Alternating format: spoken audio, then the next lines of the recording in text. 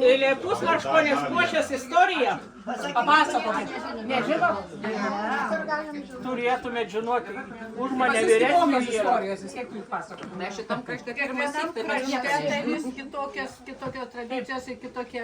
Pasakojimai. Tai va, pusmarškonė košė yra čia kaip į mūsų toks tikrai to krašto tradicinis valgys, nes prieš 1700 metų labai smarkiai čia buvo švedų mūšiai.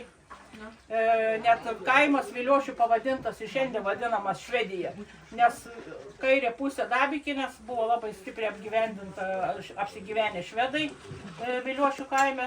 Važiuosa ten į tą kavinę į Viliošius valgyti, tai ten žinokit Švedija yra. Tai va, o dešiniai pusė kairiai švedai, o dešiniai pusėje buvo, reiškia, Livonijos ordinas įsikūręs. Nu ir čia jie kovės smarkiai prie tos Dabikinės, yra į kapinės, Švedkalnis vadinamas išlikęs.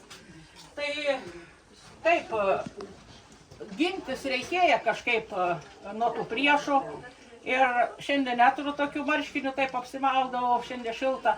Tai žinot, kareiviai įsipildavo rūginių miltų, kokių gavę iš namų, juk ūkininkai irgi rėmė tus kovotojus.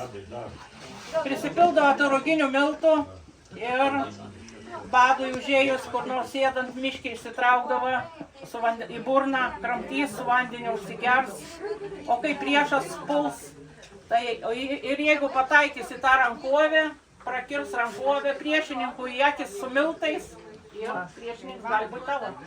Tai va, kaip kodė pusmarškonė, supratot, ne iš mažylių išsitraukdavo tų rūginių miltų. O rūginiai miltai yra sotus ir tikrai, nu tai kvietrugiai čia jau išveisti šiuolaikinį, o rūgis augindavo nuo senų laikų ir jis maistingas ir labai sveika ir galima pasveikti tiesiog, ir aš žinau, kas naudoja ir kas pasveiko ir labai stipriai dabar dar vaikščioja, nors nevaikščioja. Tai tik reikia naudoti rūginius miltus, nes, nu kaip, ir karvėms duoda, ne, ir gyvuliams rūginiai miltai yra pagrindas, nes net nereikia ten nori.